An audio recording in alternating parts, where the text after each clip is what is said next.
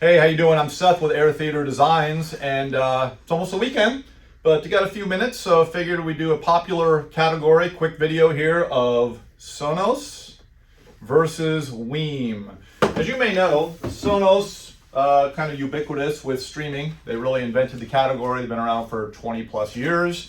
And WiiM, they've been around now for about a year, and they're really gaining a lot of popularity with their streaming players and streaming amplifiers. So we figured we'd talk a little bit about why you might want to go with Sonos and why you might want to consider WiiM. We are dealers for both products. So number one is going to be if you want a whole household of streaming soundbars and portable streaming speakers, and portable is kind of the key thing here, that is a pro for Sonos, as WiiM don't make that stuff. So they make at some point down the road, but WiiM only makes the preamps, streamers that you'll connect to your stereo system, surround sound system, and they make streaming amps, and we'll get into that. But if you want the whole house of streaming solutions, including powered sound bars and portable speakers and that sort of thing, and you want each area to either act as its own entity, or you touch a button and they'll work, that's Sonos. They're the ones that have that. So that's a reason to go with Sonos.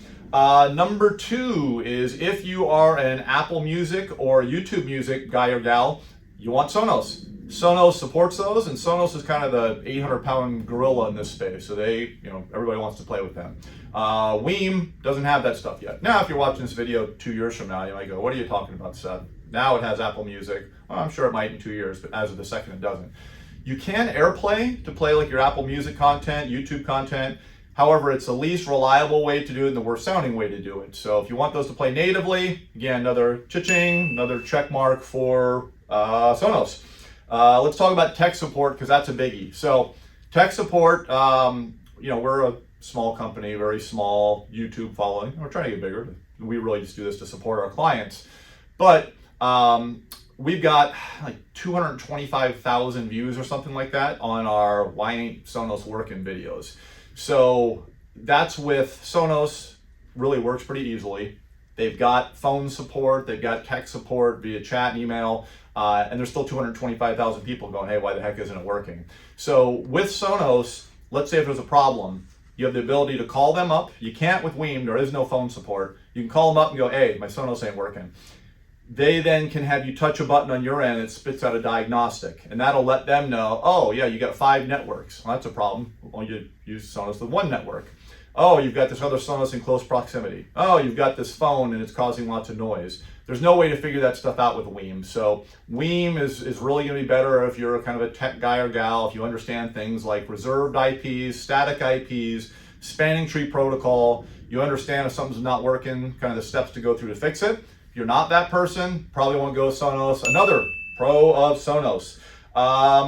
Let's talk about the power of the streaming amp solution. So with Sonos, their streaming amp sells for about $700, appropriately named the amp, not the, but amp.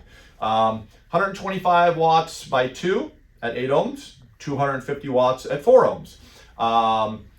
It will really power pretty much any solution that's out there. I mean, aside from speakers that are, the size of this wall or whatever, but it's going to handle pretty much anything that's out there. The WiiM streaming solution, 60 watts by 2 and 120 watts at 4 ohms. That's the same power that the old Sonos streaming amp had. And frankly, it was pretty anemic with certain large loads. Like for example, these Kef R3 Metas here take a ton of power to push them. They would sound pretty bad on a WiiM streaming amp.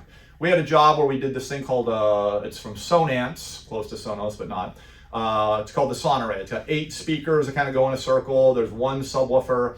That thing sounded really bad on the old Sonos solution because not much power. So if you're just doing a pair of like in-ceiling speakers, in-wall speakers, the WiiM solution would be fine for that. But for a lot of outdoor speakers and monsters like these Martin Logan 4 ohm speakers over here, or these power-hungry Kef models, that's where Sonos is going to be the way we'd recommend to go. Man, WiiM is really getting beat up here, but we do have a pro of WiiM. That's the dollars in your pocket. So, as an example, WiiM, they've got streaming preamp solutions from like $89 to $279. As you go from one to the other, you get better DACs, you get more output, you get a couple other things, better build quality when you go from their good model to the better and best. The Sonos solution is $450 that does that. So and the streaming amp solution, I mentioned the Sonos amp is $700, $300 for the WiiM streaming amp solution. So, you know, if you're doing 10 of these streaming amps, it's $400 an hour, you just save $4,000. So if you're a tech guy or gal, that cost savings, that can be big.